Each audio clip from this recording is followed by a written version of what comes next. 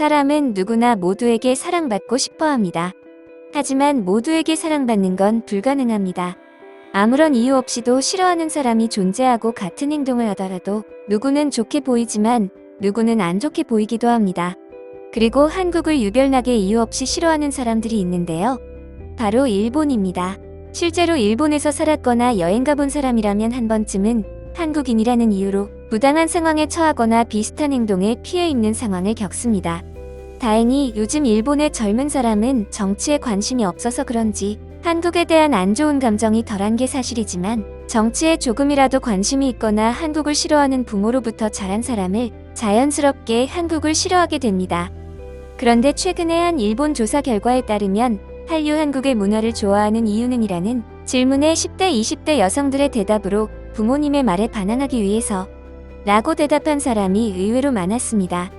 부모는 한국에 대해 좋지 않게 이야기하는데 이에 대해 반항하기 위해 한국 문화를 더 이용하고 있다는 뜻이죠. 그리고 최근 이와 관련하여 해외 커뮤니티 외국인의 목격담이 올라와 많은 관심을 받고 있는데요. 내용을 보게 되면 나는 도쿄에서 대학을 다니고 있는 일본계 미국인이다. 그런데 내가 활동하고 있는 주짓수 동아리에서 최근 재미있는 일이 발생했다. 일본은 한국과 사이가 많이 안 좋은데 사실 일본에서 살다 보면 그것을 크게 느끼지는 못한다. 대부분의 일본 사람들은 한국인이라고 해서 더 싫어하지는 않고 미디어에서는 한국에 대한 이야기를 굉장히 많이 하는데 대부분은 좋지 않게 말하고 있다.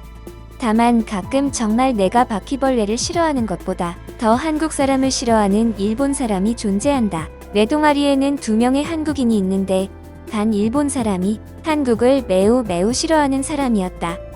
하지만 그 일본 사람은 생각보다 꽤 오랫동안 그녀들을 괴롭혔다. 일본 사람이 그를 말릴 정도로 심한 경우도 가끔 있었다. 그래서 한국인들이 인내의 한계가 왔는지 일본인과 비슷한 수준으로 맞대응했고 10분 정도의 말싸움으로 이어졌다. 이후 그들이 마주칠 때는 아무런 말은 하지 않았지만 죽이듯이 서로 쳐다보며 지나쳤다. 나는 저러다 서로 사랑에 빠지는 끝을 기대했는데 결국 일이 발생했다. 물론 내가 원했던 끝은 아니었다.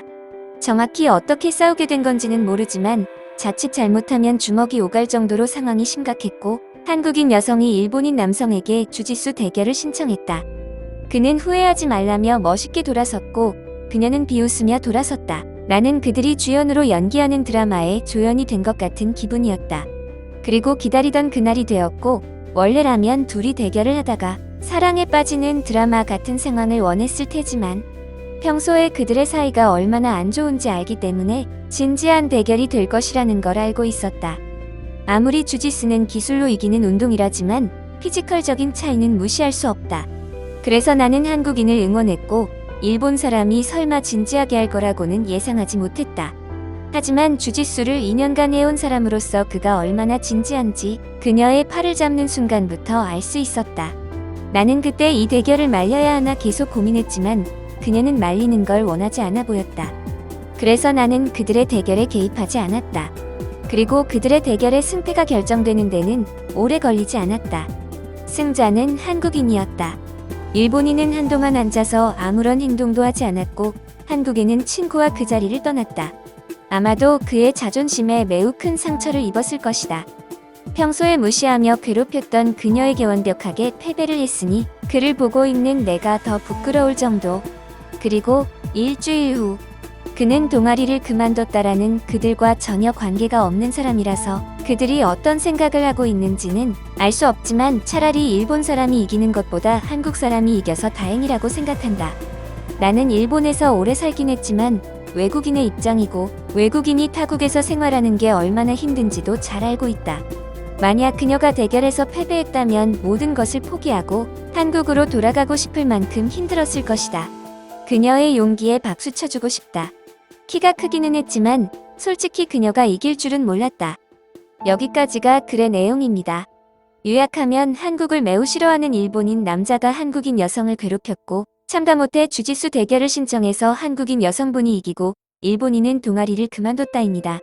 일본을 가본 적이 없어서 이런 상황이 얼마나 있는지는 모르겠지만 혹시 일본에서 생활하고 있거나 여행 갔을 때 이와 비슷한 상황을 겪으신 적 있으신가요? 그러면 해당 글에 달린 해외 반응 살펴보겠습니다.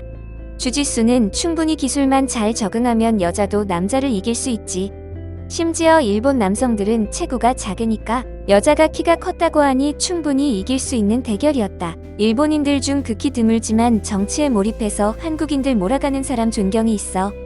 반한 감정이라고 하나 지나가는데 어깨 지워가고 같이 걷기 싫다고 뛰어가는 거 보면 진짜 성격이 유치하다.